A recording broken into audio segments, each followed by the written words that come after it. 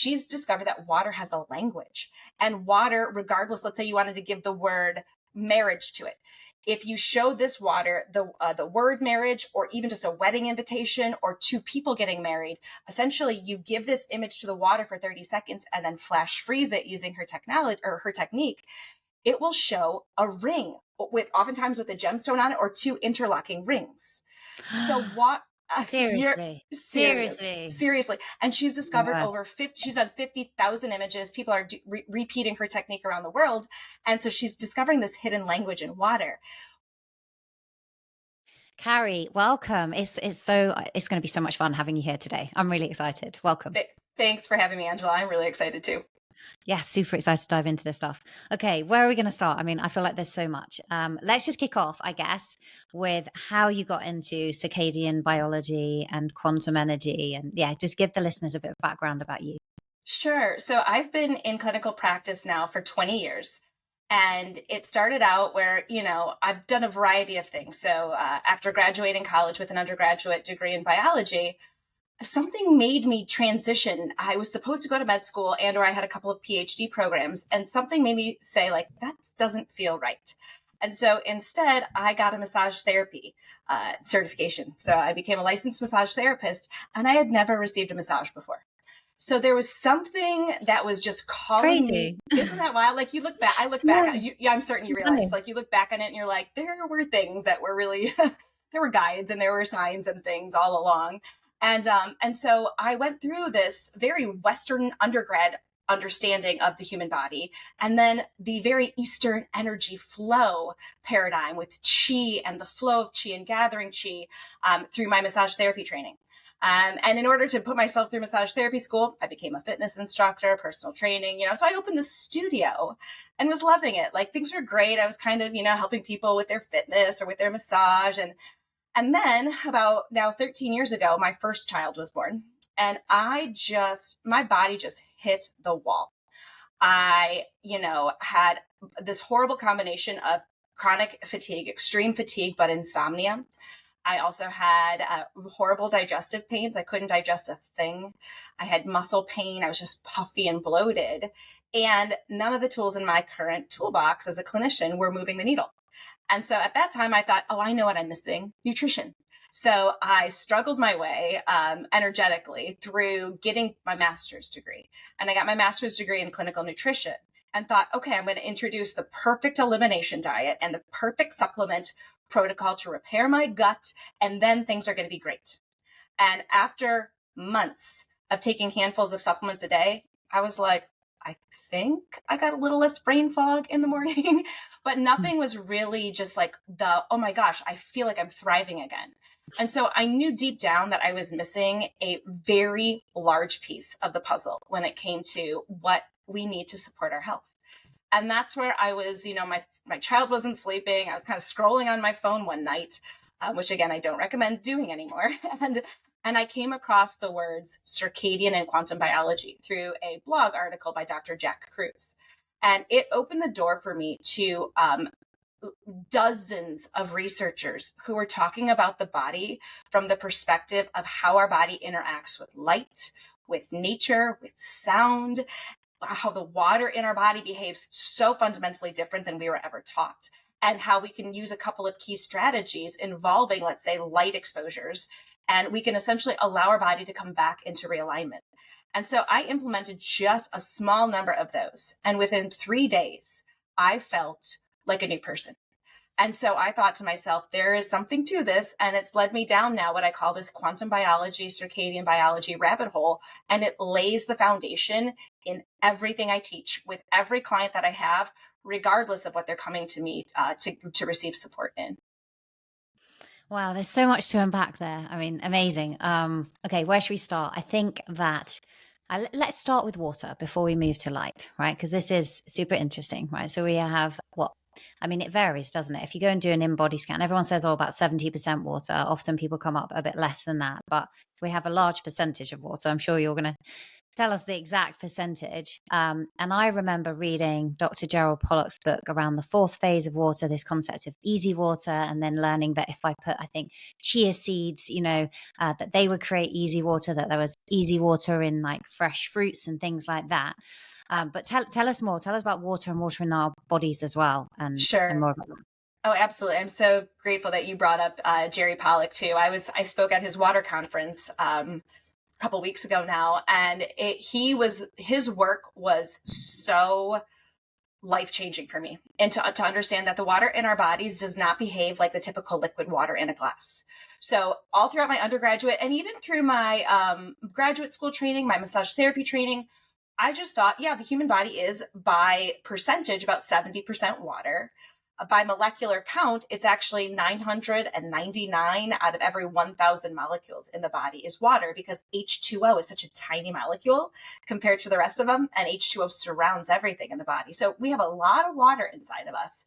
And my assumption was it just behaved as like liquid water in a glass, right? And so I'm holding this glass of liquid water, and when I take this glass of liquid water and I swirl it around, it moves freely. There's not a lot of seemingly structure to it. And what Dr. Pollack's work showed was that the water inside of our bodies, especially the water inside of our cells and that surrounds our cells, is highly, highly structured to the extent that it forms almost like a gel-like consistency to it.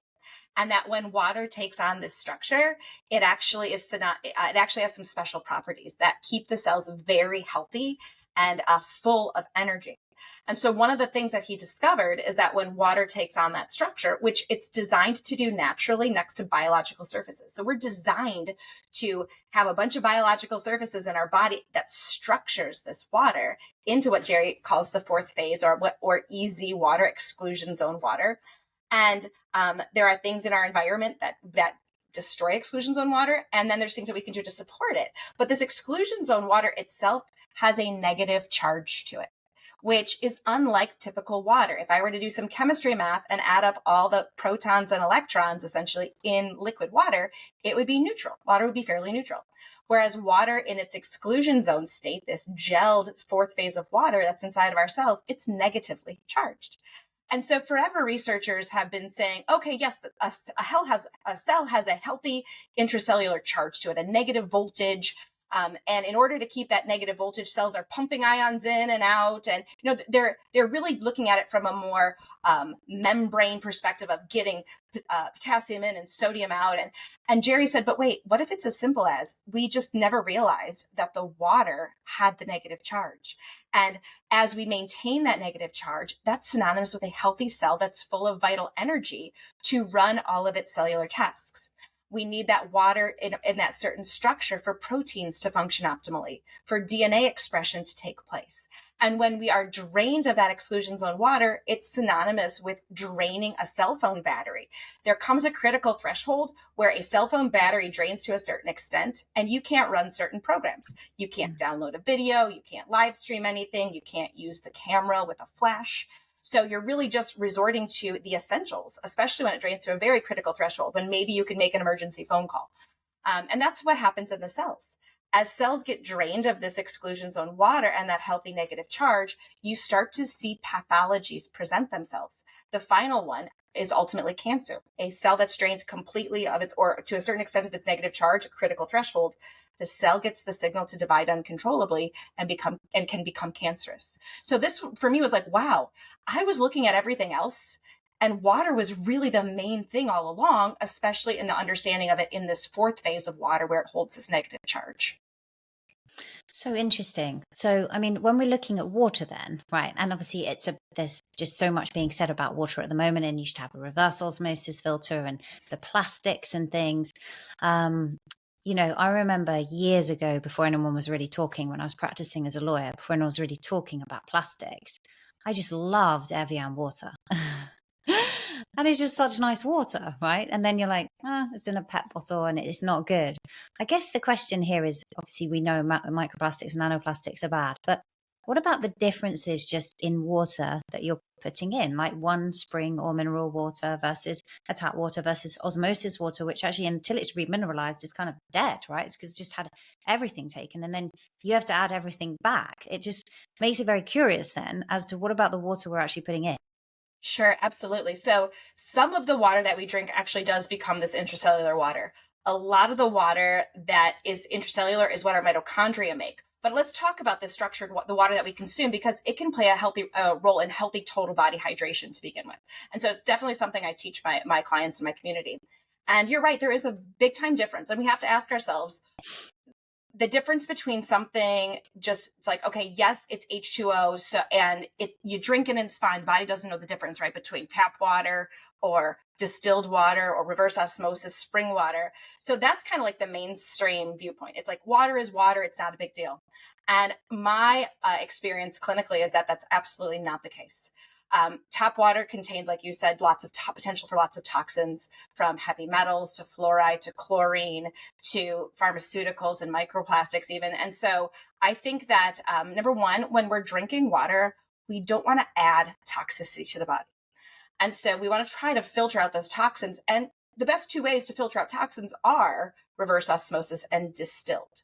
But like you said, that actually filters out things like the minerals that would be found in natural spring water, and also the structure, which is found in natural spring water, which is something we can talk about.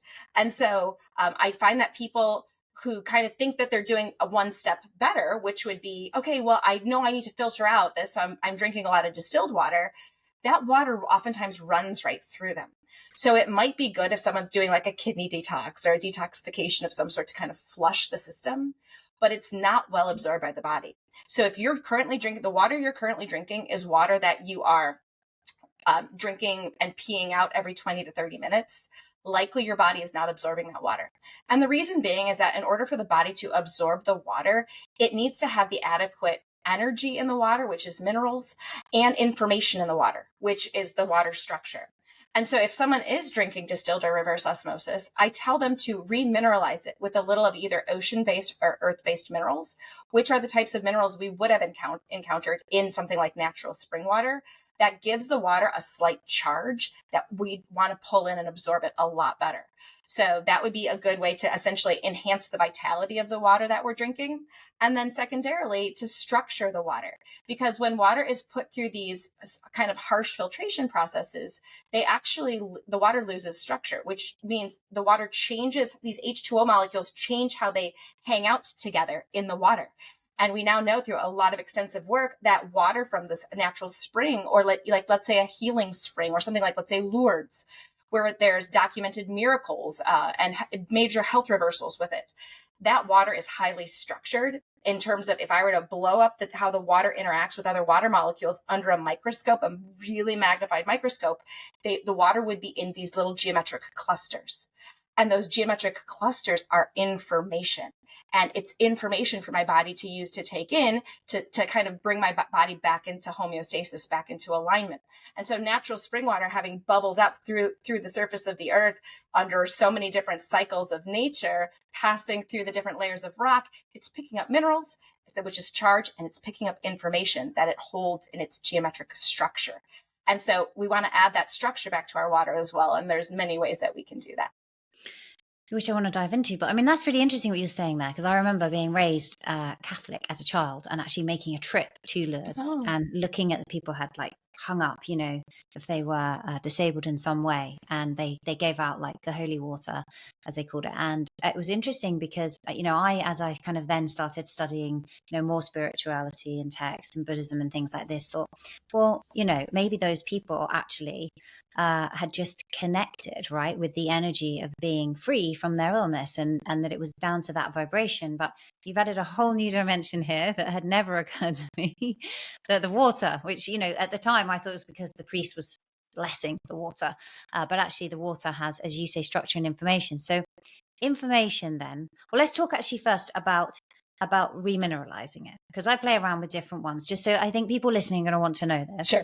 So for example, we're talking about adding trace minerals back in, right? As opposed to a big dose of sodium with some potassium and magnesium. Oh, that's a beautiful point, because yes, oftentimes when people say, but I am remineralizing my water, they're using things like electrolyte replacements, like Ultima or Relight, which are heavy in the sodium, potassium, magnesium chloride, which is fine if you're sweating heavily. So post sauna session, post heavy exercise session, those are the main macro minerals basically that you're losing in the sweat that you want to replenish. But what I'm talking about is these trace minerals that have some of those minerals in it, certainly, but anywhere between 70 to 90 other minerals in it as well in the trace amounts, as you're alluding to. That's the type of mineral consumption that we're going to be getting from spring water. And it's not, and this is another thing, we're not necessarily using those minerals to be like, oh, you're getting all of your mineral needs from the water you're drinking. No, a lot of the minerals are coming from our food, right? We're using those minerals as a means of giving the water this charge that we're going to pull in. It makes the water that much more bioavailable and better absorbed.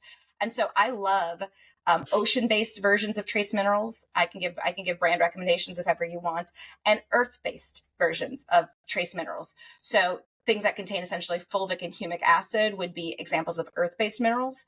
And then the ocean-based minerals would be the ones that come from, like, let's say, deep seawater, that's pristine deep seawater. And I've used them both successfully and in combination for various, client supports. And would you be worried about, like, with seawater, with like microplastics that are being found in salt and things like that? My fundamental, the thing that I hold most true is that fear is the worst thing when it comes to trying to help our body heal and come back into alignment. 100%. And so if that is a concern for you, then perhaps we find a different source, but we're using such small amounts in here that we're talking like per, let's say 400 milliliters, we're talking like 2 to 3 to 4 drops. So it's not like guzzling large amounts of seawater, because there are microplastics, but there are also companies that test and harvest in more pristine areas where the water is actually vortexing itself, and vortexing is a means of cleansing in nature. And so, those are typically the companies that I recommend people utilize. Interesting. I would like that list. That would be super helpful. Okay, so we talked about remineralizing, and then there's also this information, which is as it's coming through the rocks and things. And what you were saying there, that I picked up on, is that we can add information back to our water. How do we do that? Yeah, absolutely. One of my colleagues, Isabel Friend, I got this term from her. She describes tap water or reverse osmosis water that's gone through a very harsh filtering, or initially through the tap water system, which is harsh in and of itself, adding chlorine and fluoride to it. She calls that water as being traumatized water, and it's holding the structure and the energy of trauma. Which, have you studied Veda Austin's work at all? No, I haven't. Oh my gosh, you're going to love this rabbit hole. Veda Austin she does water crystallography, where she's found a method to take a small sample of water in a petri dish and freeze it just till that first layer of ice forms on the top. And then you take it out and dump off the remaining water, and you see little water crystal images forming. She calls them hydroglyphs. It's so very similar to like hieroglyphs in terms of the fact that what we would see in, let's say, Egyptian temples and things like that. She's discovered that water has a language, and water, regardless, let's say you wanted to give the word marriage to it. If you show this water the word marriage, or even just a wedding invitation, or two people getting married, essentially you give this image to the water for 30 seconds and then flash freeze it using her technology or her technique, it will show a ring oftentimes with a gemstone on it, or two interlocking rings. So what? Seriously. And she's discovered she's done 50,000 images. People are repeating her technique around the world. And so she's discovering this hidden language in water.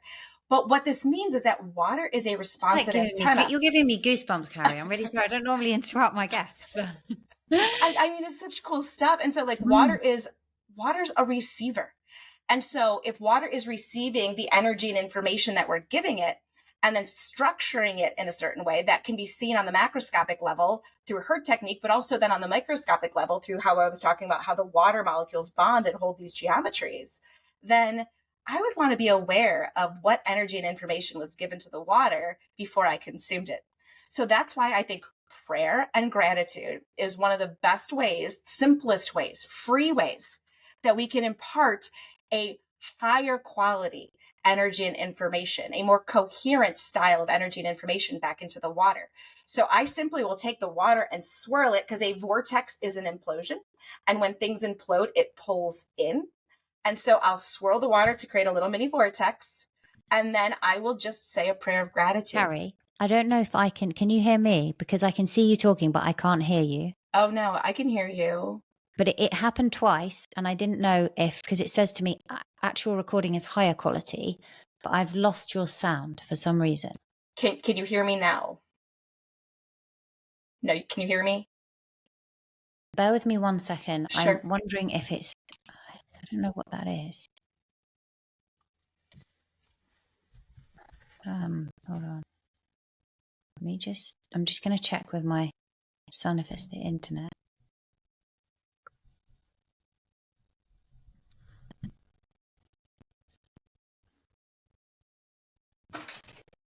Is it you getting my interview? Oh, can you stop? Can you stop, please? Can you I'm disconnect? on an interview. I don't know how to disconnect.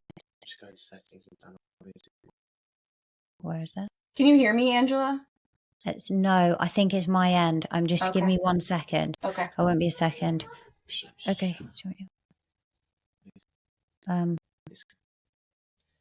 Okay.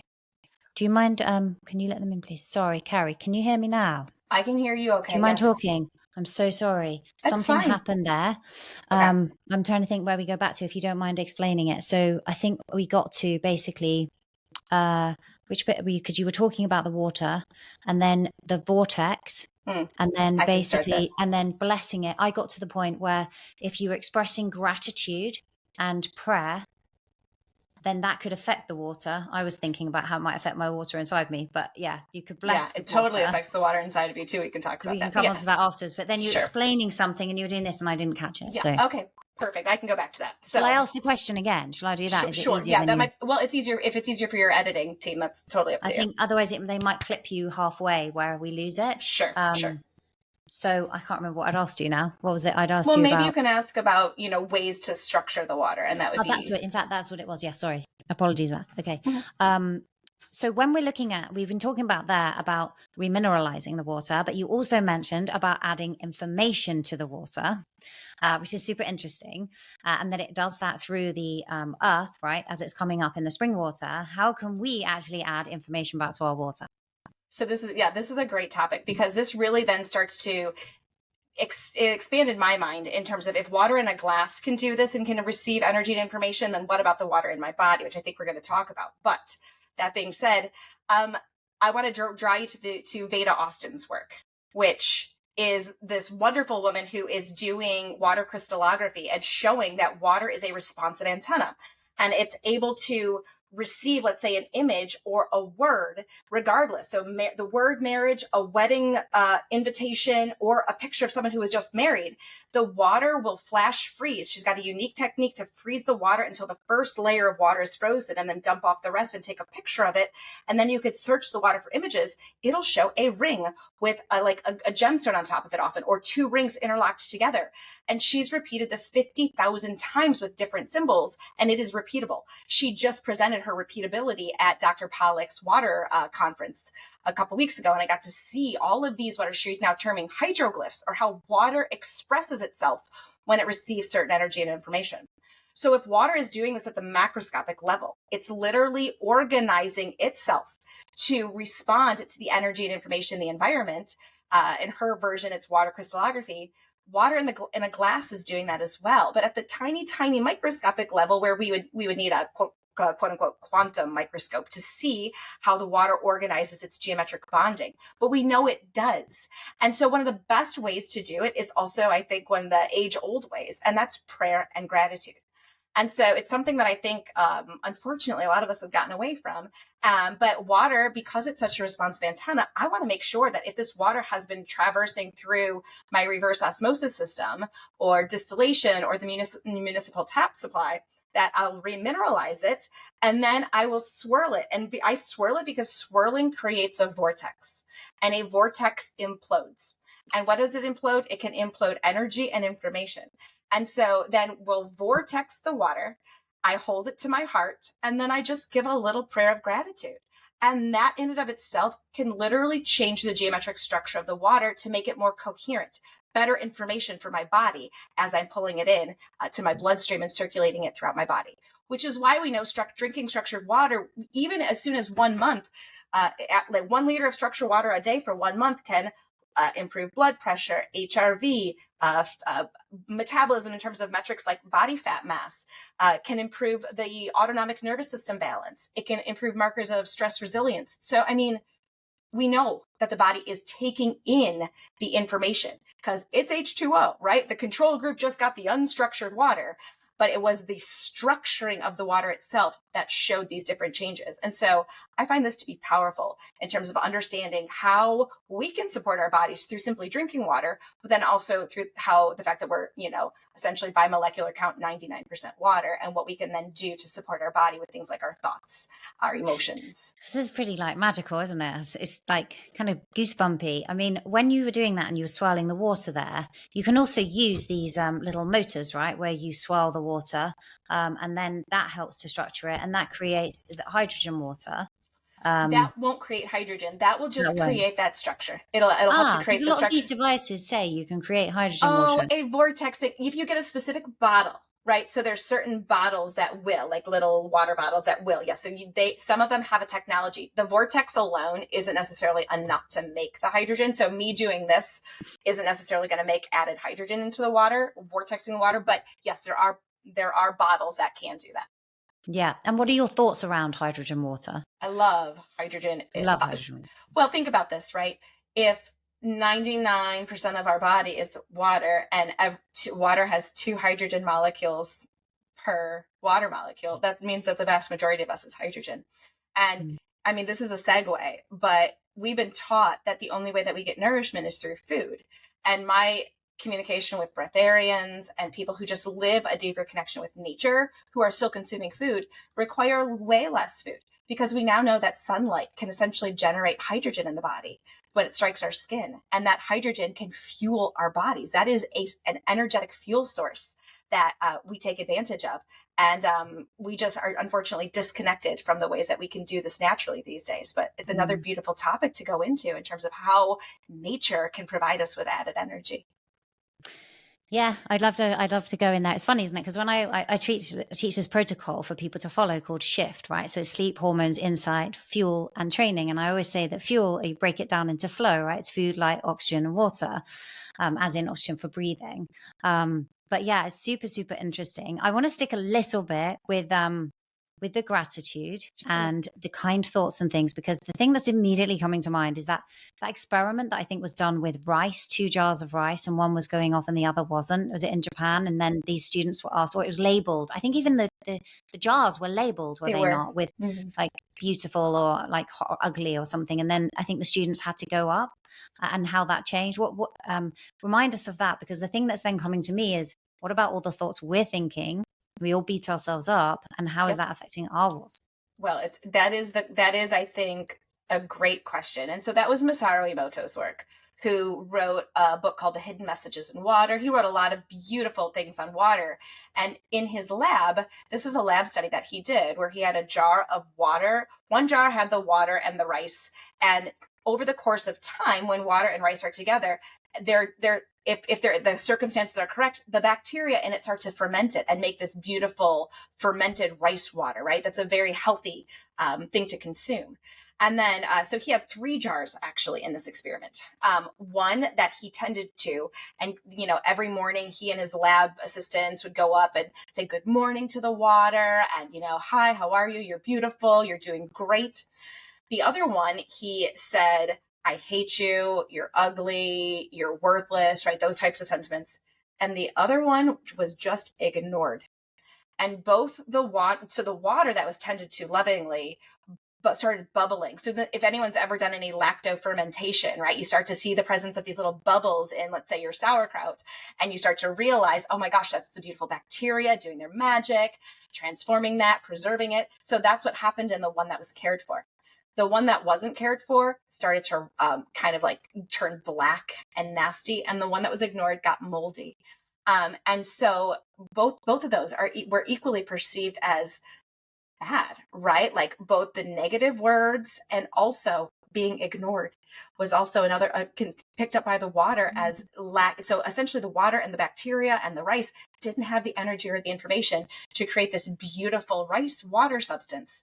And so if we're water, what are we doing to ourselves? How are we tending to ourselves? So the things that I really have people, and this was, and so this is not being spoken out of judgment, because this was the checklist over the course of the past 5 years that I had to really go through in terms of, gosh, what media am I consuming?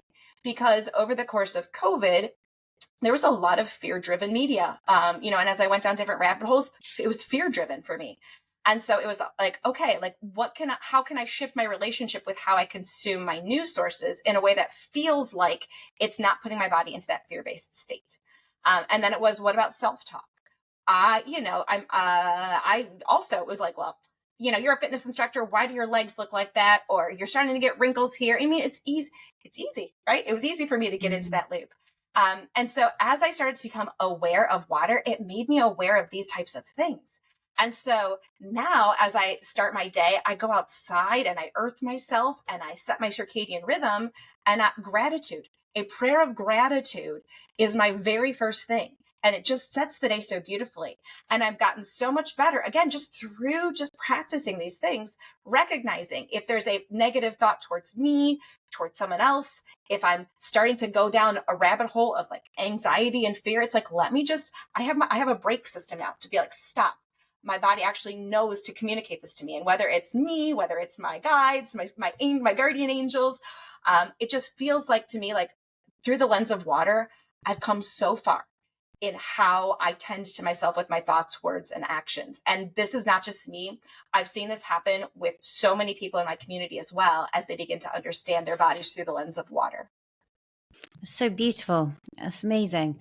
Let's talk about like the effect that the light is having on water, because this is also super cool, right? And I noticed it's interesting what you're saying there around hydrogen, because when I'm on holiday and I'm getting lots of sunshine, which we don't get a lot of here in the UK in the winter, I don't seem to need to eat so much, right? And I feel vibrant and energized. Your skin looks different. Like it's just magical. What's happening with light and our bodies? Sure. So multiple things. So let's go back to that structured exclusion zone water inside of our cells. I talked already about how that could get drained, and as it gets drained, we start to have cells that express pathologies or disease. Turns out that there's a certain wavelength range of light that literally charges that water back, that structured water back up, that easy water back up. And that's the infrared range of light.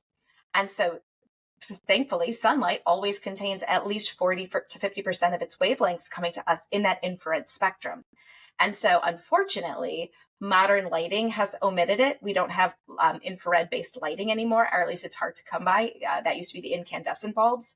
And modern window glass, also for energy efficiency of the building itself, blocks the infrared from coming in.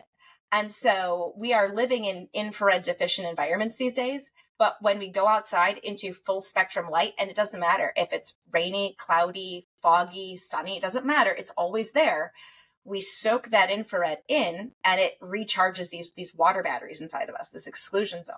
So that's one thing. And if that's synonymous with healthy cellular energy and healthy cellular vitality, well, makes sense that we're not saying, hey, you need to get your energy from food. You just got it from light.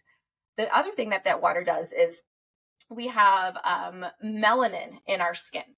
And the melanin creates a certain pigmenting in our skin, but that melanin is surrounded by water. And we now know that the melanin, in the same way that plants go through the first step of photosynthesis in plants is they absorb a photon of light and then split the water molecule to eventually create glucose in the plant.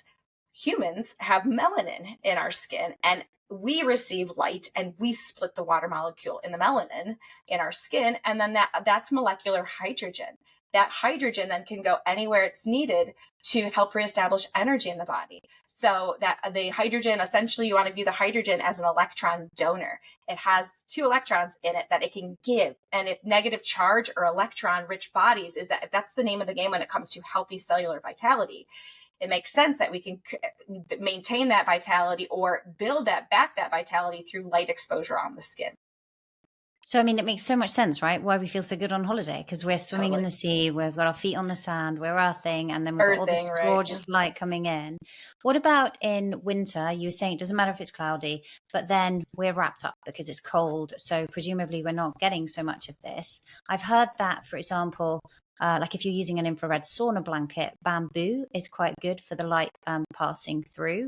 I don't know if this is true. I was remember researching when I like to use my kind of actual in-sit-in sauna, but I also have a sauna blanket. Are these? Let's talk about some of the ways that we can enhance that energy and light now, because we're having this in November, right? We're about to go through 4 months of light restriction here. Yeah. So this is where seasonally we're given everything we need if we take advantage of it. Right. And so unfortunately, what do most of us? So I don't live in as far of a northern latitude as you, but I live in a far northern latitude for the States.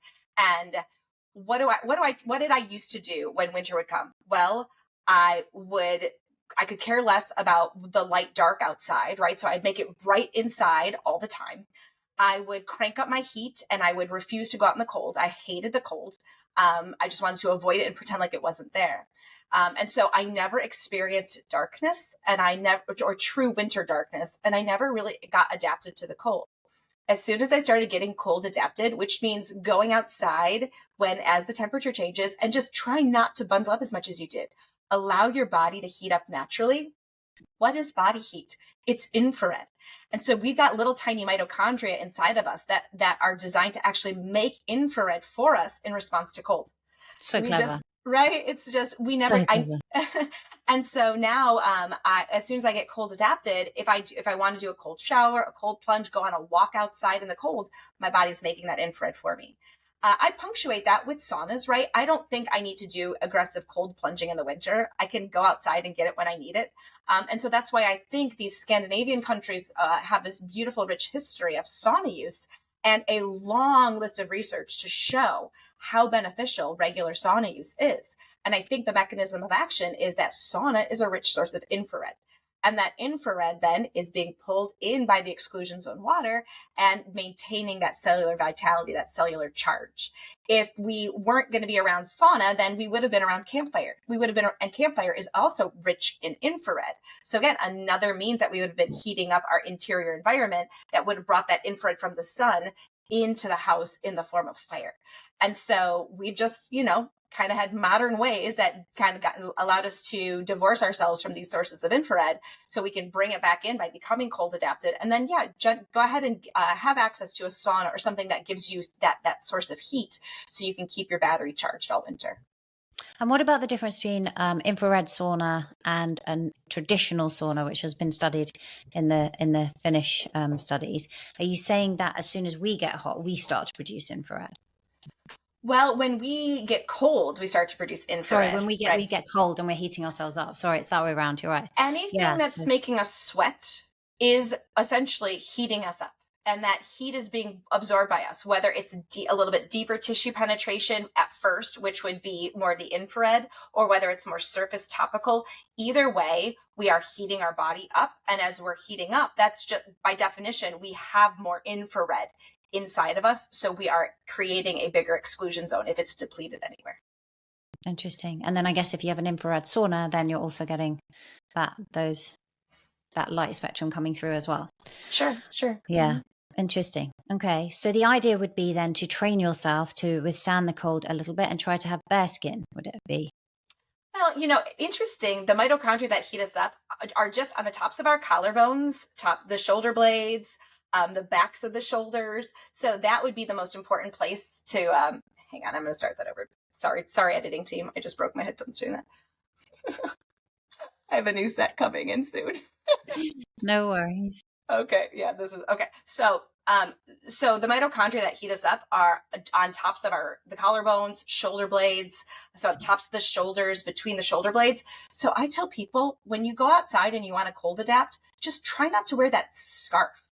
Right? Allow these parts of our body to receive the cold sensation of the ambient air. And those mitochondria start to get the signal, oh, it's cold outside. Let's start to make sure that we rev up our metabolic function so that we can keep Carrie warm. Oh, interesting. Which is where the brown fat is, right? Yeah, Which it's you're where the trying brown to fat is. train with Exactly. cold exposure. Okay, interesting. Let's talk then about other spectrums of light. So, for example, UV light and vitamin D synthesis. What are your thoughts around that and vitamin D supplementation? I know you have some opinions on that. So, tell us about that. Yeah, sure, Angela. It's my vitamin D opinion is a little controversial even for the alternative health community. So again, this goes back to let's take what nature gives us and maximize it. In the summer, we have a lot of UVB light, which is the most powerful wavelength of UV light that strikes the skin and makes vitamin D through our skin. And it doesn't just make vitamin D3, which is what we would supplement. It makes literally dozens of metabolites that are biologically active. It was so funny because when you kind of look at the vitamin D research, originally it was like, oh, only D3 matters, right? And yeah, there's all these other inactive byproducts. It's like, oh, but wait, now the research is progressing and it's like, oh, wow, all of these metabolites are anti-cancer.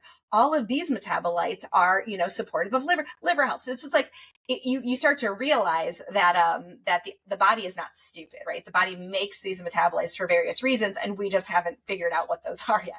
And so I love it. I want my clients to build what I call a solar tolerance throughout the spring and summer so that they can make vitamin D all spring, summer, and fall.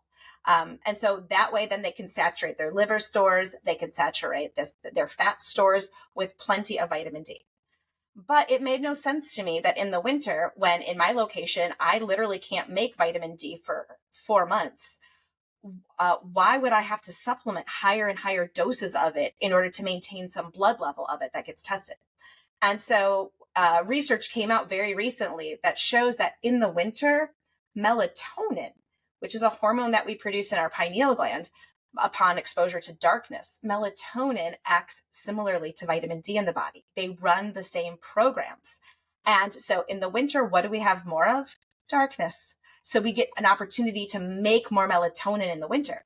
And in the summer, we've got more light. So we get a chance to make more vitamin D in the summer. And so that these are just seasonal cues, seasonal supports. And so if we were to test people's melatonin in the winter, which I've done a lot, you see that melatonin is suppressed because of the fact that people are not aware that artificial light exposure at night suppresses melatonin.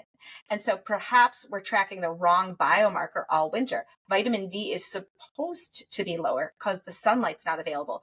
Melatonin is supposed to be higher. We're just not tracking melatonin these days.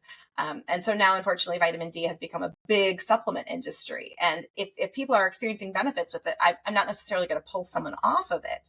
But at the same time, I want people to recognize that nature is not stupid. We have the supports that we need each season if we take advantage of it. Which means, I guess, restricting light to a degree in the evening, right? So that's why I wanted to come on to you with you now. How do we structure our days around the year? Because in the UK, where we are so far north, we're not as bad as or have it as extreme, should I say, as kind of Sweden and Norway. But it does actually not get dark until around coming up to 10 p.m. in the peak of before the sun starts to move the other way, right, in June. And then so just as we're getting into summer, and then when we get to this time of year now, we're going to lose it and lose it and lose it until we're on an 8 a.m. to 4 p.m. or even just before 4 p.m. schedule. So this is when kids are going to school in the dark and coming home in the dark, which interestingly, I was thinking today, it's very interesting that we ignore all of this when we go to work, but actually school-age children are sent outside all the time. So we must know this, right? But notwithstanding that, what do we do? Because I don't want to make it nighttime at 4 p.m. because that would be super early, right? And I guess what's the best way to run this seasonally? Yeah, I mean, so it's to match as closely as you can based on what your schedule allows the light cues that are outside. So that means that an example of the summer would be as soon as I wake up at the peak of the solstice time, I go right outside because it's right around sunrise. And so I go outside, I tell my brain it's morning and the light's rising and it's kicking off all these different hormone pathways in my body. And so I go outside then, and then I take these little light breaks all day long, which could be just a couple minutes here and there that actually make a big difference.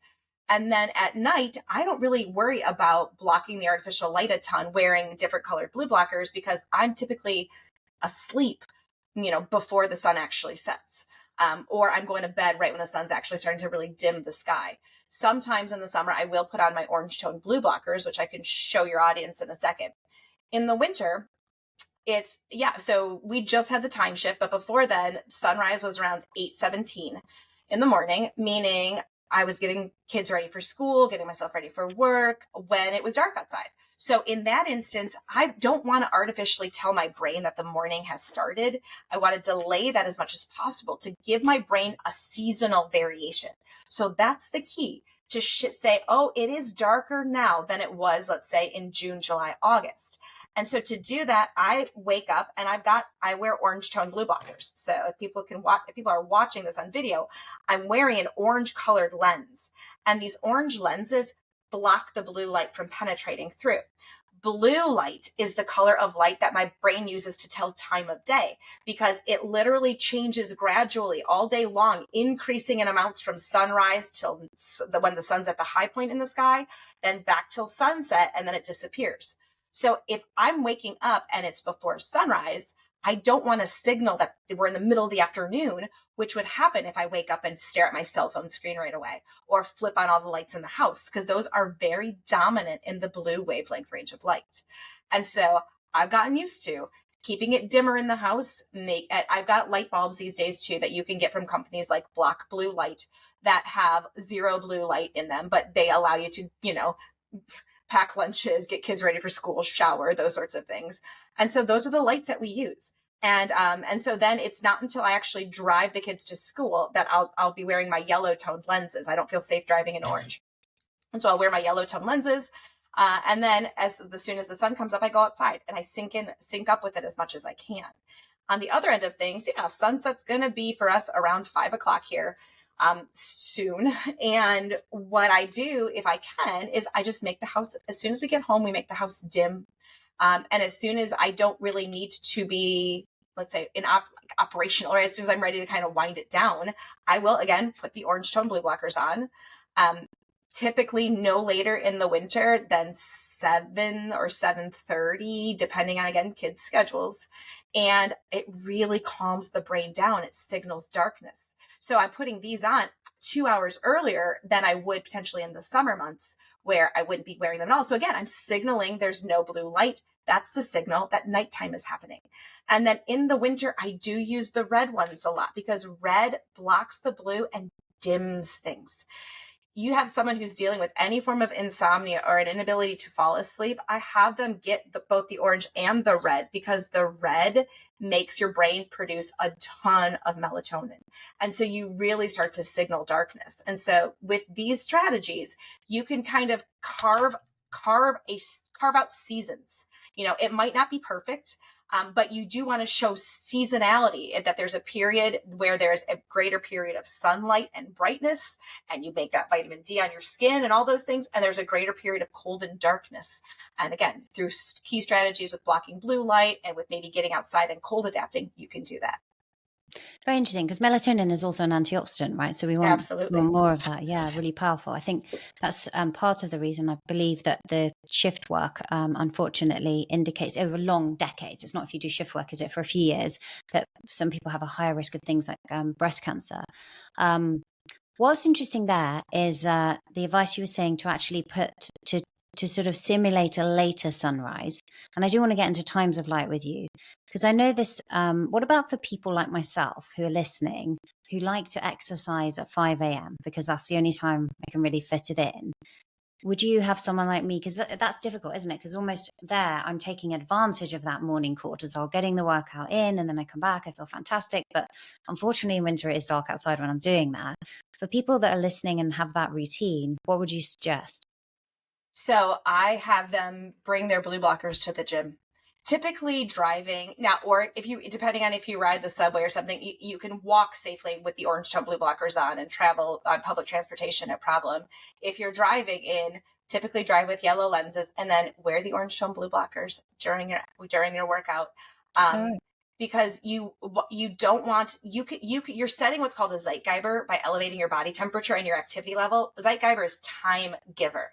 So by keeping a consistent schedule of saying, okay, I am going to get this workout in, your body can start to predict when it needs to wake up, what time of day it is, but you reinforce that through the light in the eyes.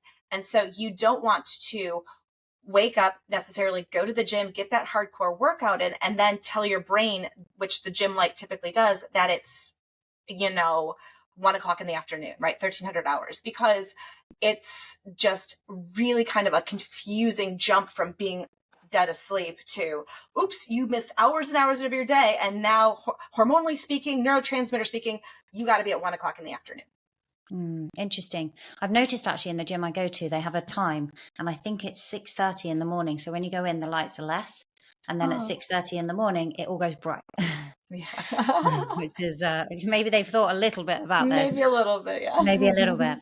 Let's talk about the times of light, because you were saying peppering in that light exposure through the day, which I'm a big fan of, and it has made, I would say, do you know what's really interesting? So I struggled with postnatal depression with each pregnancy, and then ended up with a major depressive disorder. And getting my light right is one of the things. Also giving up alcohol was a big one, and my mindset and loads of things. But the light exposure has made a dramatic difference. Can you tell us what's going on? I had a little play with your app, and it was really cool because it was telling me, hey, sun's coming up, go outside now, and what was happening at sunrise, and then an hour later, and then what I was getting at midday. Talk us through that. So that's an app that my colleague Sarah developed, which is a lovely app. And what it does is it highlights the key times throughout the day. So for example, if someone wants to tell their brain that the day has started, which is a key signal to kick off something called the HPA axis, hypothalamic pituitary adrenal axis, to make that cortisol in the morning that we're designed to do, you get out during that sunrise window of time, which is essentially when the sun rises to, about an hour later. Get outside and signal.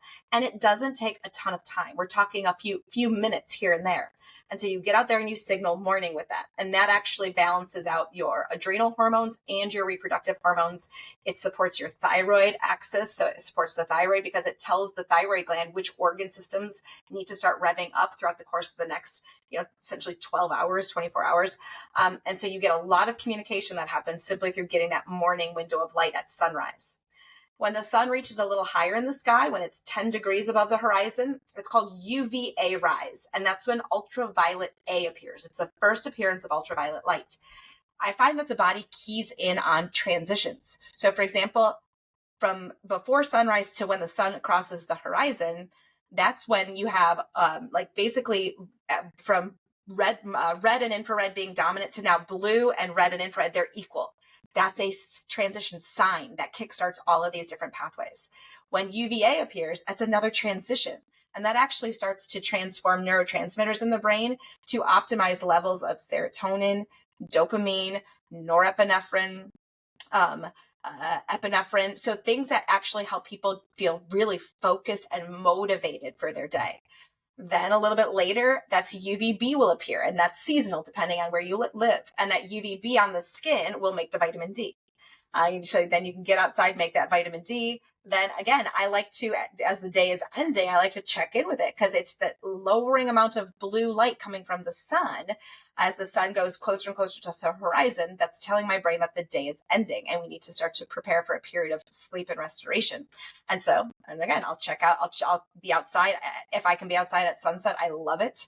And then after sunset, as soon as I can, I'll block the artificial light at night to allow for a period of darkness and just repeat that throughout the course of the week as consistently as I can. I love it. I was doing it. I was following what you were saying, and I've been doing it, and it makes a big difference. And as you say, it's only a few minutes. Is there a perfect time if you want to go out for a run that would be the best time? Well, it depends, right? There's so much nuance to this, Angela, because if you were an athlete, a college athlete or a professional athlete, and you wanted to maximize your quickness, afternoon, around 2, 3, 4 o'clock in the afternoon. Let's say you wanted to lift really strong, circadian wise, you release the most testosterone around 9 o'clock in the morning, 9 to 10 o'clock in the morning.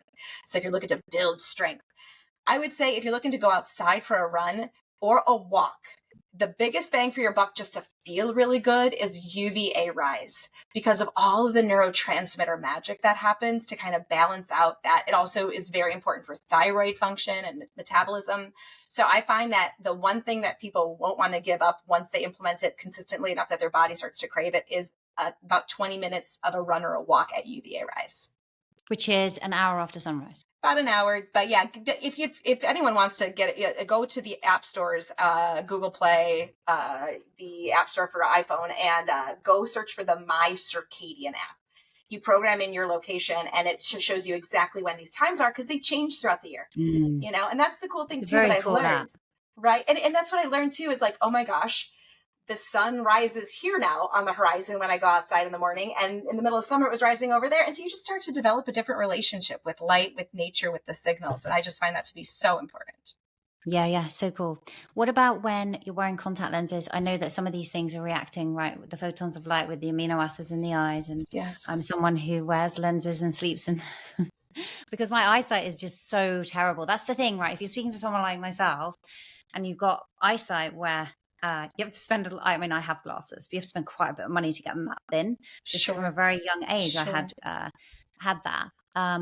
Yeah. What about lenses? Because I think they naturally put UV filters in them. They typically block the majority of UV. There are lens companies, and there's probably a dozen. Alcon Dailies, for example, is a brand that has ones that don't block any of the UV light. So I encourage people to see if they could find a zero UV blocking version of their lenses. So that's an option. Yeah, Alcon Dailies.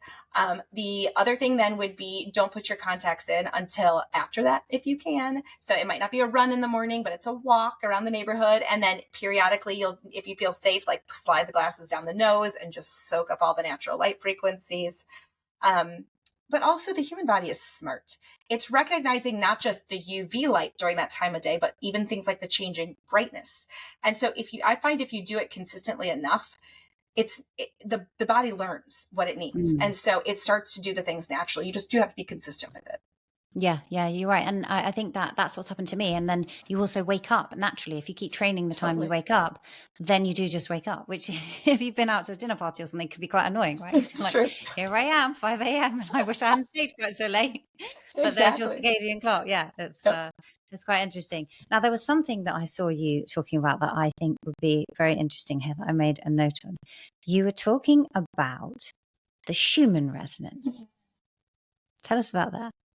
Sure. The Schumann resonance is a frequency that is created it's called the heartbeat of the earth. When lightning strikes the surface of the earth, it creates a sound that we can't hear. It's underneath the range of human hearing, but essentially that sound frequency bounces off the surface of the earth and then up to a level in the atmosphere called the ionosphere, and it bounces back and forth at a rate of 7.83 times per second, or 7.83 hertz. And so that 7.83 hertz is a signal that's been around now since as long as the earth has been around. You can calculate that however you want. And what we now realize is that the body keys in on that frequency to bring itself back into alignment in a lot of ways. I find it fascinating that the bottom of the alpha range of the brain waves and the top of the theta, right, which is where we're really calm and creative, and then we can get into deeper connections to, meditation or deeper spiritual connections. That cusp is about 8 hertz. So about that Schumann resonance right there. And so I think that the human body and the human brain, we're designed to be in that calm, creative state, because when we have people connect their brainwaves back up to that Schumann resonance, it brings them back down into that calm and creative mode. The other thing about the Schumann resonance is that it has harmonics. So while the most powerful signal is 7.83 hertz, the next powerful signal is about 14 hertz. That's low beta. So beta is our alert, our logical, analytical brainwave state. But that beta starts at around 13 hertz. These days, most people are in what's called high beta or hyperarousal, hyper anxious states. And that's actually associated with a lot of potential health challenges. So by simply connecting back outside to nature, we actually connect more deeply with the Schumann resonance and its harmonics to bring our brainwaves back into alignment. And the reason why living indoors is so disruptive of that is that we have so many foreign frequencies in our environment these days. non-native EMFs is what they're called. So Wi-Fi radiation, Bluetooth devices, so many people have Bluetooth headphones or these, hey, Alexa, tell me, what time of day it is. But so we have all of these Bluetooth devices. We've got non-native magnetic fields coming from our appliances. Our electricity has a foreign frequency that's running through our walls. And so our interior environments are really polluted with these frequencies that are disconnecting us more deeply from the Schumann resonance. And so simply by going outside, and it's especially important if we can earth our feet or essentially touch bare skin to the earth, that we connect very deeply with that Schumann resonance. And within seconds, it can start to bring our brainwaves back into rhythm, back into alignment. Interesting. And is there a magical time of day? Because, for example, if you look at the Muslim faith, they get up to pray at 4 a.m. Isn't there something magical at that time of day? Oh, I think that I love looking at all these different there's a lot of different religious practices, both current and historical, that have this thing about getting up in the morning, right? And going outside, oftentimes facing east, right? Which is so fascinating because that's what I do for my sunrise practices as well, because that's the brightest part of the sky. And so, in terms of this realignment, or reconnection with the Schumann resonance, I don't think that there's a key time of day to do that. I think it doesn't, that it stays 7.83 hertz pretty strongly regardless. So simply going outside and doing this is an important practice and an important awareness. But I have a feeling that there's something powerful about starting our day off in that alignment, right? Which would be that calm and creative state with the ability to process and be logical in that low beta range. So I think there is something about that it can be very beneficial throughout the remainder of the day if that's our default that we start our day with. Interesting.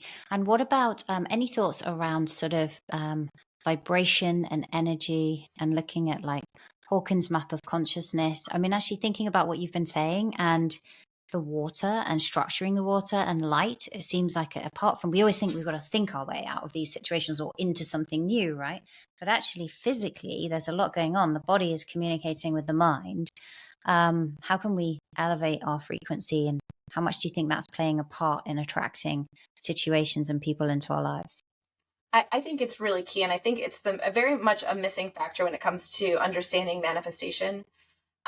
Because we have to be a resonant antenna for what we're looking to attract. And the water is how we do that. The water in our bodies, when it takes on that structure, like I talked about earlier, that structure is what's called a liquid crystal.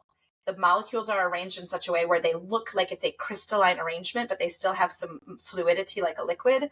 Liquid crystals have been studied in physics for a long time now as being antenna. Not only can they receive information, but they can transmit information. So if we are liquid crystalline, then the integrity of my liquid crystalline structure could potentially, either help me or hurt me when it comes to realizing my manifestations. And so I tell people that, manifestation work, I think, has some keys. I think our manifestations have to be in loving service or loving gratitude for self and humanity, and maybe what our spiritual path is. But that being said, if you feel like you're doing that, what is the quality of the water in your body, and how can you maintain that structure? We know that, again, that, for example, that infrared exposure can be beneficial. Earthing and grounding can support that exclusion zone water and that liquid crystalline structure. Positive talk, like we talked about before, we can provide the correct energy and information through our thoughts, through the media we choose to consume, the people we hang out with. And then there's just the fundamental aspect that water in that structured state has a higher energetic quality to it. It's got that negative charge, that healthy energetic vitality. So when you take a look at structured water, that water under what's called a GDV camera, which measures the plasma energy field around it, you see that when the water is devitalized and lacking structure, the plasma field around it, or the aura around it, is just dim. It's small. Then when you expose that water to something like intention or structuring of some sort, they're structuring devices or just structuring with our own intention, all of a sudden that aura around it expands drastically. So talk about increasing our vibration or the quality of the energy that our body is emitting simply through things like our thoughts. And this is through the water inside of our body. And so I think there's a lot of things we can do through this lens to support things like manifestation.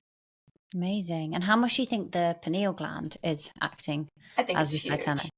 I think it's huge as well. huge. Yeah, I do. And, where I see a huge challenge here is the fact that the non-native EMFs that were around, and then the can calcify that pineal gland, the fluoride in the water supply, the lack of awareness in terms of blocking artificial light at night to allow the pineal gland to do its secretions to help us connect through our dream states to different parts of us. I think that this all goes hand in hand. And so I really think the pineal gland itself is important. I also, though, think that the water, I don't think it's just one gland. I think it's an important gland, but I truly believe that the fidelity of the entire water system of our body plays a huge role in our ability to connect to different energies. Yeah, amazing. And so also using red light therapy in the winter as well is pretty good. Oh, I love that too. Yeah. Amazing. Wow. You, oh my God, I could talk to you all day. Where can people, please share, Carrie, how can people, I know you're so generous, where I think you have a pay what you like format, right? With all your courses, which just share so much. People listening to this, honestly, if you want to dive deeper, go and check out Carrie's work. I mean, you're going to link now how they can do that, but it really is fascinating. I'm just, for one, so glad that I've connected with you. Really, really just in so much gratitude to you and the beautiful work you're doing. So thank you. And thank you for coming on. Please share where people can find you. Well, thank you so much for having me first, Angela. This has been such a fun conversation. I could talk to you for hours for sure. This is just so much fun. And if you want to find these courses, they're divided up on my website, which is carriebwellness.com, into courses for individuals and courses for practitioners. They are all pay what you choose because nature's gifts are free and available to all of us. So I just want to teach this. I think that this just needs to get into people's awareness. And the more that we can get this information out there and get people connecting to nature and water and love and gratitude, the better off we all are, right? It just feeds forward. And so I encourage anyone, start, and they say, well, where do I start? Look through the course list and start with the course that resonates with you. It's the perfect starting point for you, because eventually, and sometimes you need to listen to these things a couple of times, but they start to just soak in. And once people get to that point of like, oh my gosh, this is starting to make some sense, it's like, okay, then they just continue down that rabbit hole, and it just starts to blossom in them and in their lives and what they're teaching their children or their community. So please start where you resonate, and don't hesitate to get these courses because, again, they're pay what you choose. Amazing. Thank you, Carrie. I will link to that in the show notes. So guys listening, you can go and check that out. Really, really awesome. I love the work you're doing. Your Instagram feed is also incredible. Bite-sized content there. What your Instagram? It's Carrie B Wellness. Yeah. Wellness. Yes. We'll link to that as well. Thank you so much for coming on the show. Thanks, Angela. I want to tell you something. Let me just stop this. Where is it? I can't stop it now. How weird. Isn't that odd? I can see it says actual recording is higher quality, but I can't stop it. And I don't want to lose it. Is that not the weirdest thing? That's bizarre. What is going on with it? And it says 99% uploading. I suddenly thought, oh my God, what if we're not recording, but it's recording? Mm-hmm. You know the quantum energy thing? This is weird, right? Here, I have a plant. My cleaner's just moved it. And my plant is big, was moving towards the light. But since I put that there, it wants to go away from it. And I would have thought it would go to it. To the device? To the light? Yeah, to this. Because I don't really understand this. I interviewed them and they've done work. They've done like lab work. If you put your hand in it for like 10 minutes, it changes the blood and stuff. Sure. And I don't even understand. You had to leave it to rest for like 2 hours. How is that quantum energy? Do you understand that? Well, sure. The geometry and what's imprinted in the material itself can emit frequencies. So geometry can harmonize the waves in it. So it's a harmonizing device. So it takes the energy that's in one's environment, and essentially you can change the spin of that energy through the materials in it and the shape itself. And the spin can either be basically centrifugal or biologically resonant, or centripetal and biologically resonant, or centrifugal and kind of destructive. So I don't have that device. I've looked into it. I've looked into their company. I think it's legit, but it just depends on, I think it's legit because I've done a lot of people have done Vedas techniques on those cubes, and they make beautiful water crystallography, which is generally indicative it's indicative of a high quality energetic environment. So I'm not sure why the plant would be going away from it. No, it might just be worried. Had it. I don't know. I think it needs standing up. It's like I love their necklace. That made me feel Sure. very different. Yeah. But the other one is the Soma Vedic. Have you used that one to structure? Yes, I've got the Soma Vedic for sure. Love it. Yeah, it can structure as well. For me, that one wasn't as powerful No, as for me either. I didn't notice. biogeometry. Yeah. Yeah. What one do you use then? For harmonizing my space, Cosmic Tower. Cosmic Tower. Okay. It was invented by Harold Tiers, who is no longer on this plane, but it really draws a wide energy field of harmonizing energy, but it also, and this I can share this with you, but he developed this with his son who could speak to the other side. And so the other side was like, no, do this. And so they gathered healing waters from all over the world and put them into a shape where that shape of the water and its structure essentially creates this huge energy field of harmonization around it.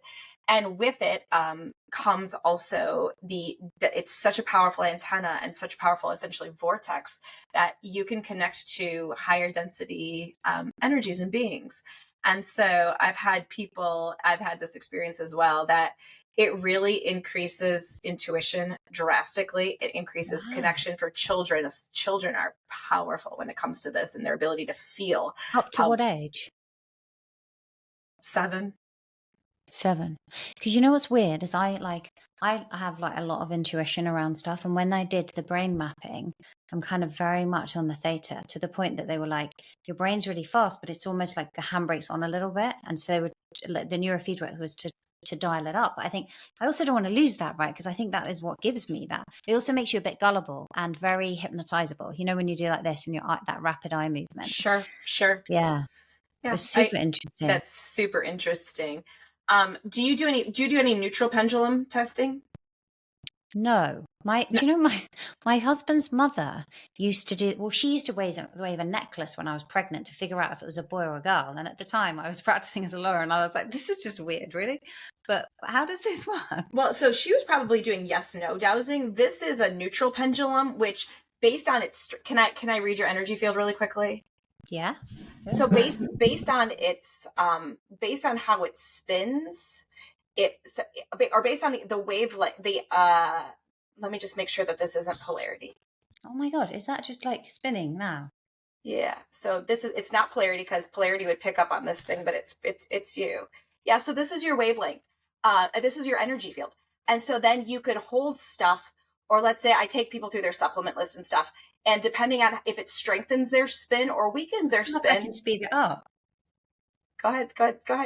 Use your intention. Right. You could probably speed it up. Weird. Yeah. So there you go. So anyways, it's one of those things where this is how I test a lot of these types of products, is on someone's energy field and whether it has a strengthening or weakening effect on their energy field. And what is in there? Is that showing a strong energy field? Yeah. So this is your default energy field right now, which is a very strong energy field. And then depending on things, so like I'll give people an example. Sometimes I'll be like, hey, before you come see me, get a pack of like Sweet and Low or Splenda or something, right? And because let me find my energy field. My wavelength's longer, so it's going to be a longer pendulum, or it's going to be a longer antenna here. But so for example, this is my energy field, the longer string, and I can then hold something in my energy field and you'll see what starts to happen to it. And this is probably going to reverse spin and go the other way, meaning that if I consume this and or have it in my field, it's going to be very depleting over time, you know, and then you can take it off and it's just going to start to spin in the other direction, you know, back. It's going to give you your energy field back. But it's just another way that you can test the energetic quality, not like an EMF meter, but the energetic quality of the things in people's environment. Would happen with everyone with a sweetener, or just someone who's sensitive? Well, it depends. This is toxic for everyone I've ever tested, right? But for example, I've tested people with Splenda, and some people don't react negatively to Splenda, and other people react very toxically to Splenda. But, you know, people come to me. What was the other one you were holding? This was saccharin, Sweet and Low, which is saccharin, which is highly toxic. And Splenda is what? Sucralose? Splenda, yeah, is sucralose. Yep. And so again, interesting that some people, they don't react negatively to it, or at least not as negatively. So yeah, it's just a different way of figuring out what is supportive in one's environment, and so Where do you that's. buy those? Oh, this is from the Vesica Institute, VESICA. And they've got 3 courses you could take, but really the only one you need to start using this is their personal wavelength course, which I don't know if you know Robert Gilbert, but he is a phenomenal teacher that is cross spiritual disciplines. He really understands like the intersection of so many spiritual disciplines when it comes to this. And so What did you say his name was? Robert Gilbert. Gilbert. I'll check him out, because I was just thinking a few things like that. One, I've always struggled with mood oscillations. That's why I was like, when you do my energy, I'm like, I wonder what you'll find, because I slept so badly last night, and this morning I was like, and so I was told I'd be on bipolar meds for life, and then I did eventually come off them. So I've had to work really hard to control my mood. It's still like a work in progress sometimes, although my son also, like, he's on the autism spectrum, and so he gets like very affected.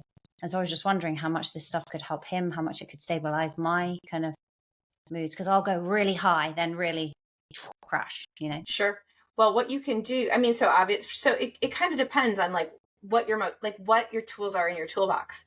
So in people who love, let's say, Bach flower remedies, it's like, I have a bunch of Bach flowers to show which ones are in resonance. You can just basically, I can hold them. You don't have to, right? I could be a proxy. And so I could hold them and show which ones are either strengthening or weakening to their field, or they've got something like a supplement that they're not sure is resonating with them. We can easily suss that out with something like this, because it's not a yes, no. It's a, what effect is it having on the energy field?